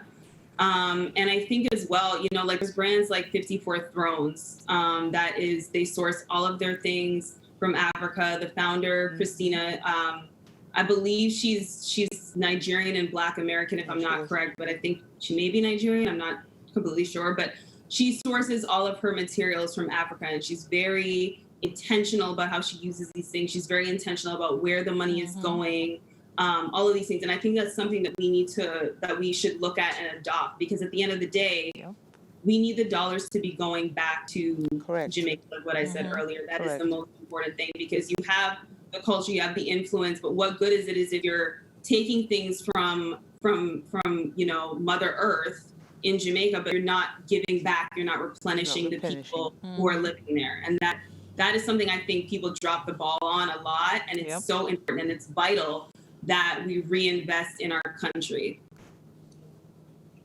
Absolutely. Samantha, in terms of COVID has taught us to just to live in the here and now. So dare I suggest, what are your plans for the next couple of months? Well, I am waiting for the moment that I get a little break, because Jamaica, here I come. And I'm literally so serious about that. My trip has gotten pushed back so many times. That's the first thing. But I am working on something now that as soon as this is over, that'll be announced in the next 2 weeks. And it's something that I've been working on also simultaneously with some other things with Sammy B, but it's all growth, growing, expanding our sizes, more internal things that I want to do with the brand. Expanding sizes to all our styles. Right now we have limited styles that we go into plus. So I want to get to a point where almost all of our styles we have in plus, more menswear, things like that just and just also getting the brand more and more out there. I'm excited for a few things that are coming that are secret right now. But those are things that are also in line to help with the growth of Sammy B. And that is all that I want, to tell you the truth. There's some things that, part of the reason why I also moved back to New York, there's some things that I plan to do in Jamaica. So I need to be close. So time will tell, and the ease or not ease of COVID will allow for those things. But I have to ask you, because you spoke earlier, Samantha. I asked you, how you felt, watching, big brands, big names fold under COVID, and you said you survived because they were not used to the grind. Do you want to elaborate a bit more on that? Sorry, my sound went out. 1 second. Okay. Let me repeat. Can you hear me now? Okay, yeah, sorry. I don't know what happened. Okay, that's okay. It's technology. You earlier in the conversation, I'd asked you about having a front row seats, in New York or whether in LA, watching names that we grew up on folding as a result of COVID. You made mention of the fact that they were just perhaps brick and mortar, and you're already online. But what I found instructive was you used the word grind, and you said that they were not used to the grind. They were perhaps they did not have to work as hard as you, or perhaps they didn't start from ground zero. Do you want to elaborate a bit more on that for me?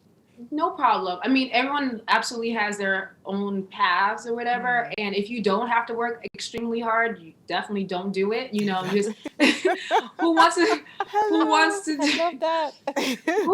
do that? But that happened to be my path. And I had to grind and figure out how to make 2 from 1, things like that. And so when presented with such kind of what the heck is happening, I was able to easily pivot quicker than some other companies. Okay.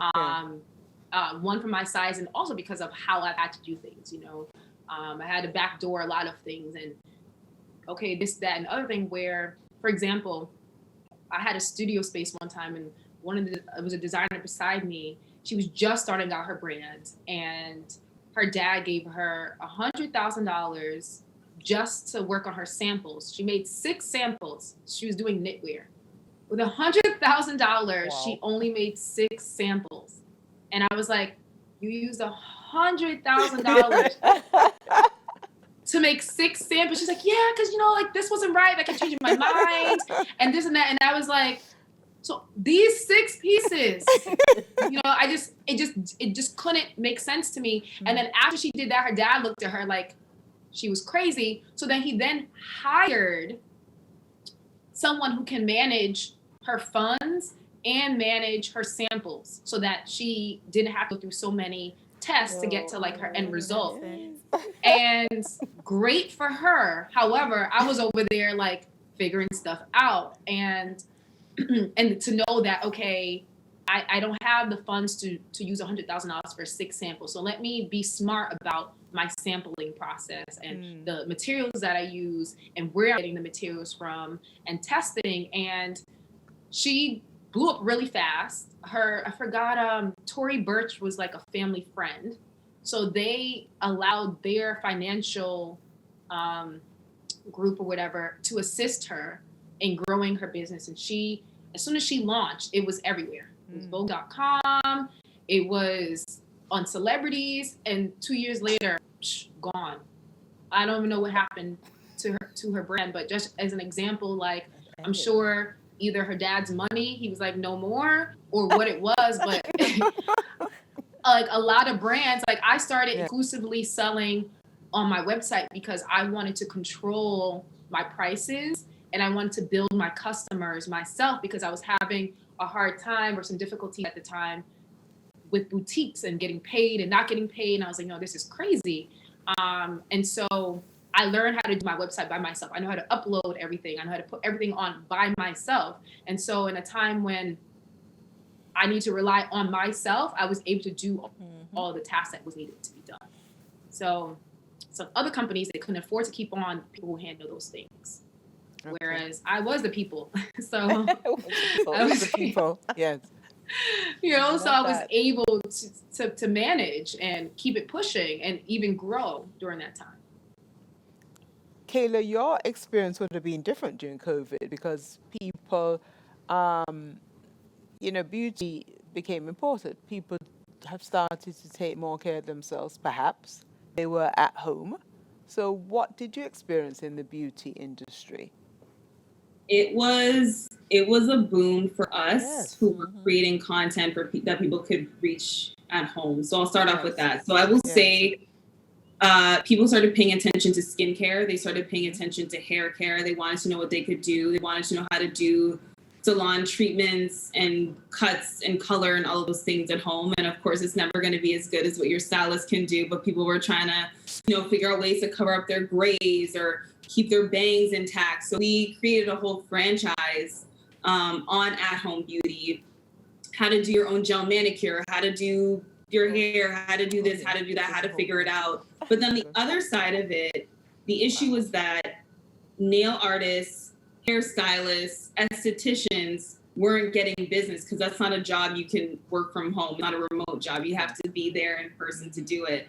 So what we were trying to do is trying to support them in any which way we can. So being really intentional about who we go to for interviews, making sure to include a few different people, letting it be known where the salon was located, making sure that it was people who were not just based in New York City, but kind of scattered all over the United States who were dealing with this type of stuff, to be inclusive of them and to support them in ways that we can while they're not getting the business that they usually would get. But I mean, I think in terms of just like a personal care aspect, the beauty industry was really booming because people were at home and they had nothing but time to do their nails, to figure out what worked for their hair, what didn't work for their hair. A lot of Black girls went natural, they did their big chop, and they had the time to stay at home and figure out like, okay, let me learn how to do a twist out. Let me learn how to do a wash and go. Let me figure out what my exact texture is. Let me go through a bunch of products and figure out which one works for my hair. Let me decide what my regimen is going to be. In terms of skincare, people did the same thing. Like they would do peels because, they don't have to wait 2 weeks and sit at home and not be at work, while it's happening. They can just turn their camera off on Zoom. So the coffee and the cake will be peeling, at its own rate. So we definitely saw a shift. And now that, you can go back to the salon and you can go back to the get your nails done. You can go back to the esthetician and get your waxes done or whatever else you need to do. These businesses are really booming because people are finally like, oh my gosh, we can finally go back and get a professional to deal with all of our maintenance. So it's been an interesting thing to see, definitely. Yeah.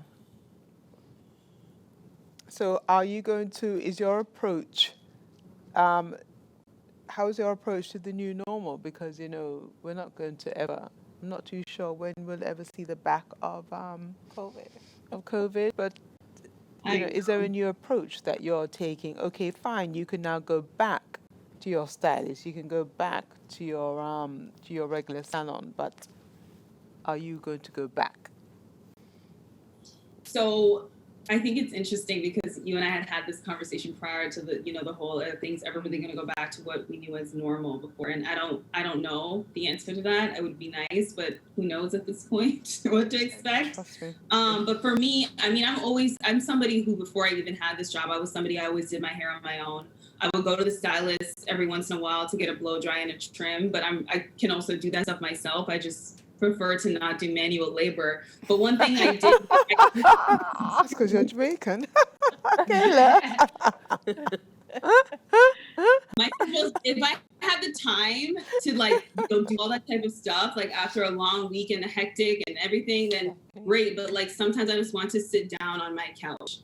But anyways, what I will say I have started to do is I started to do my nails on my own. It was like my thing. I would get my bi-weekly manicure, pedicure, and I learned to do it on my own at home. And it's actually helpful because now I can test all the nail polishes that people send to me. I can do my own gel polish. I did gold chrome nails myself, which I did not know how to do before. I could paint my nails, but could I do gel? Could I do extensions? Could I do all of those things? No, I couldn't, but I learned it in quarantine. And the thing was, if it looks horrible, then nobody would see it. And it was fine. And I could just rub it off and start again. And I think a lot of people have been doing that. And, it's not that hard. Yes, it takes time, but I'm taking care of myself at the end of the day. And I'm also saving money, which is always great. always That's a good long thing. time. It's so long. Yeah.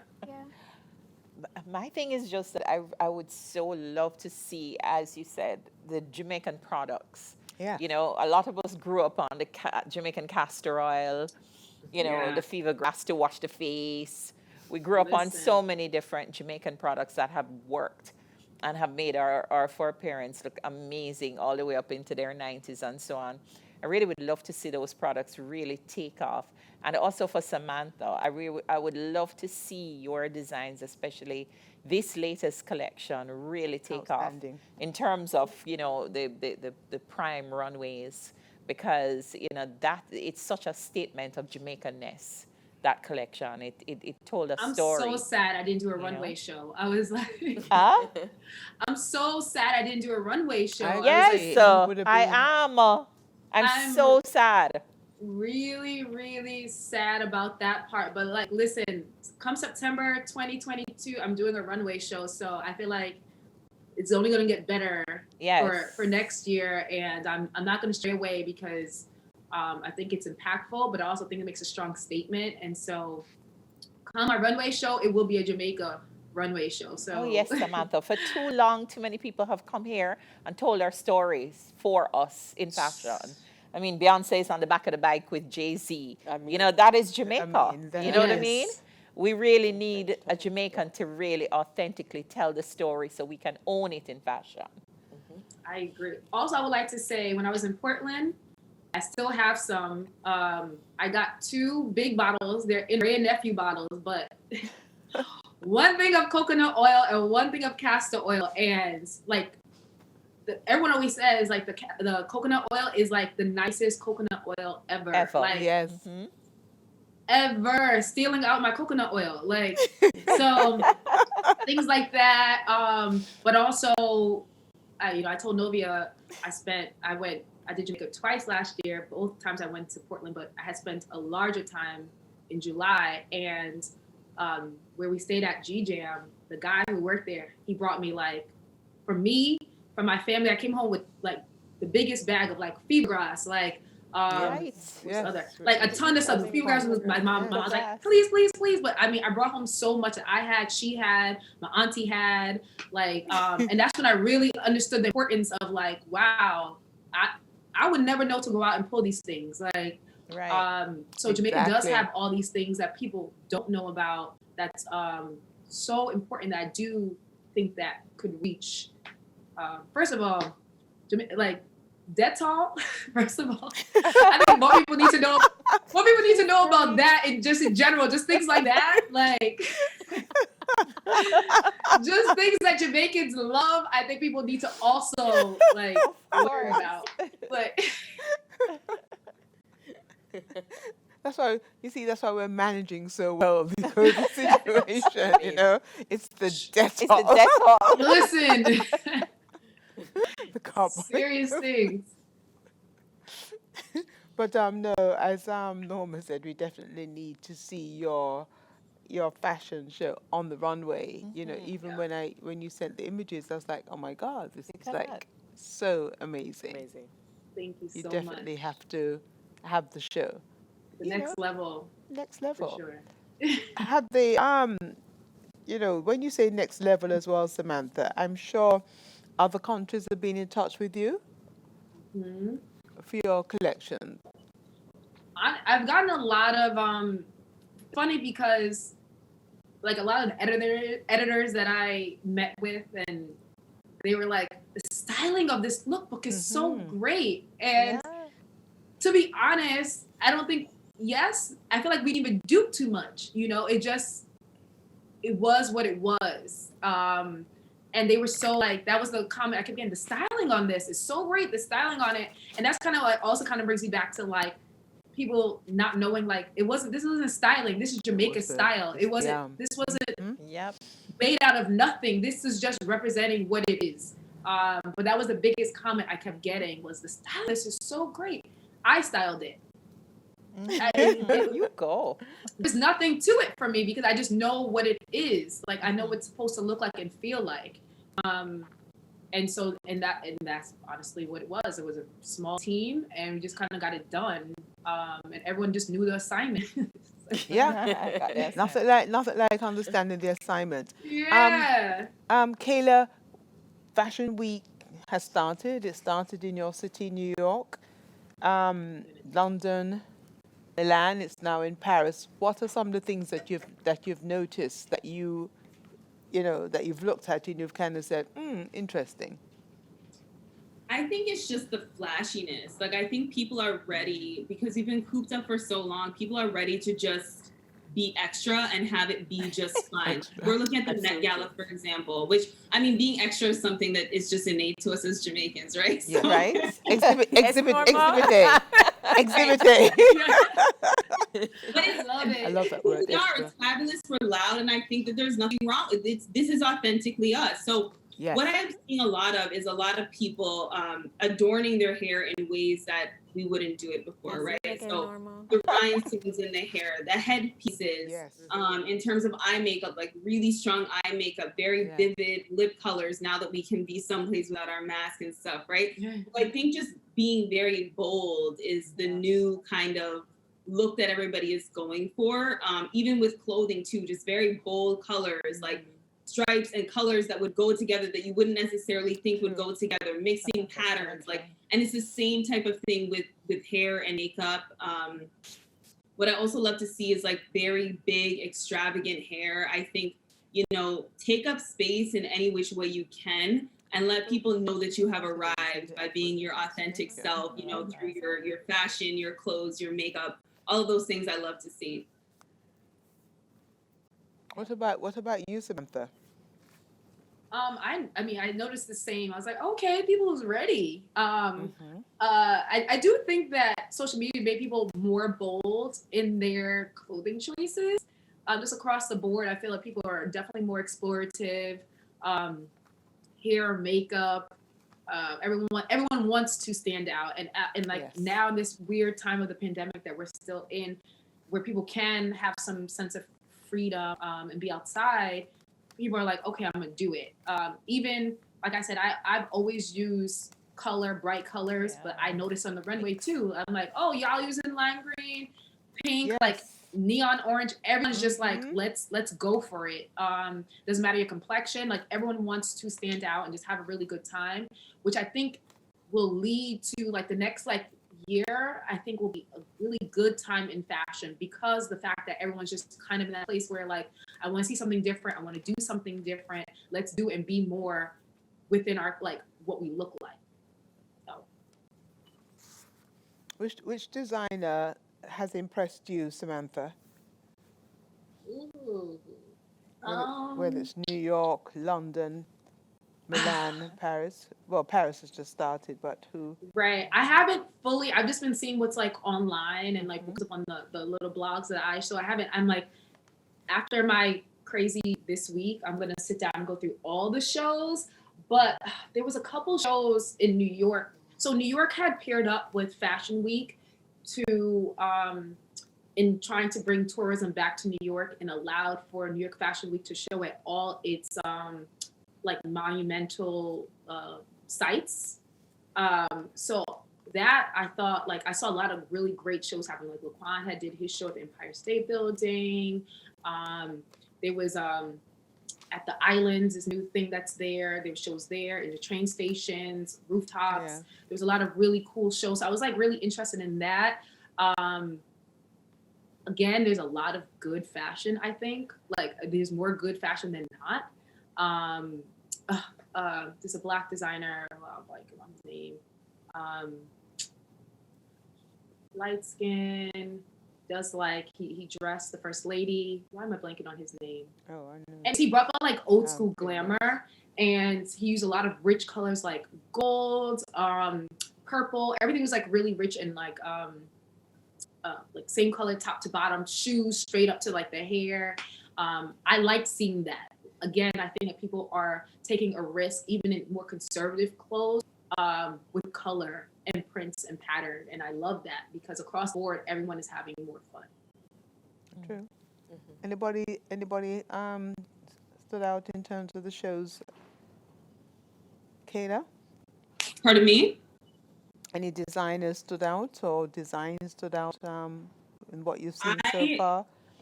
I'm biased. There's this designer, and I'm probably going to say his name wrong because I'm forgetting the pronunciation, but Filio? Am I saying it wrong? Yes. He's Jamaican. He's Jamaican. Yeah. Edwin Thompson. Yes, For that one. Filio. The Air Jamaica tribute. The Air Jamaica tribute. Yes. This is it. Come on, Jamaicans. This is it. And I personally feel, again, I may be a little bit biased, but it was the Air Jamaica nostalgia. Yes. It's the Air Jamaica tribute. To me, that was the best show at New York Fashion Week, period. And the casting was actually done by this woman, Dion, who is Jamaican as well. And I think that's why it makes sense, because she knew the right models to pick for the show to really bring the clothes to life and give it that authentic feel, that authentic vibe. And I thought the collection was beautiful. It was all over social media in a way that I don't know if others were. I don't know if others made the stamp in the way that he did with his collection. And I thought it was fantastic. It was fresh. It was different. I mean, the nostalgia was awesome. And it was really nice. I mean, we have to, talk about Lewis Hamilton buying the table at the Met. Oh my gosh. And, going back to the point both of you made, lifting others, right? I mean, it was just amazing, seeing that. So yeah, we're biased too. So we have to agree with you, Kayla. Best collection ever. Best collection ever in life. Edwin Thompson, Theophilio. You're absolutely correct.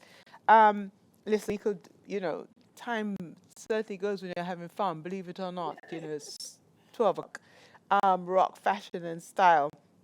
Thank you very much, Samantha Black, fashion designer and Kayla Greaves, Senior Beauty Editor in Style.com. You know, you really rock. Yeah. Right? To say that you rock is an understatement. You know, your graciousness, your ability to give back. From where you sit, continue to shine, to spotlight whenever you can, obviously, the rock. Thank you very much for joining us today. Thank you very much, because I know you're both busy, and we're fully appreciative of the full 2 hours that you gave us, and the 9 o'clock wake-up call as well to check everything. You know, just continue to shine. Of course, you know, the Observer family is always here for you. Never let it be sad. And of course, to our panelists that joined us here, Norma Williams, Jacina Jackson, and Alicia Bolton White, and of course to our friends at Sagicor. It's always good. This is very important. These conversations, we've been very fortunate, Samantha and Kayla. We hit the ground running literally when COVID started. We were fortunate in Jamaica. Our beauty salons were able to keep us, you know, because, you know, nothing changes in Jamaica on a Saturday. We get up and we soak our feet and we soak our nails and we do our hair. That's what we do. You know, it is what it is. So we couldn't really relate to those people who had not, you know, cut, trimmed, you know, that kind of thing. It really was alien to us. But we're happy to advise that it is business as usual. The industry, the beauty industry, the fashion industry it continues. So thank you very much again, guys. We'll see you soon. Take care. Thank you. And of course, on behalf of the Jamaica Observer newspaper, where every day matters, and on Tuesday you wake up and you rock and style. And of course, thanks again to Sagicor. Ciao, ciao. Thank you. You can open a Sagicor Bank savings account from anywhere. You could be here completing the application, or here uploading your information, or out here receiving your account details in just 48 hours. Go online and open your Sagicor Bank savings account today. You can open a You could be here completing the application, or here uploading your information, or out here receiving your account details in just 48 hours. Go online and open your Sagicor Bank savings account today.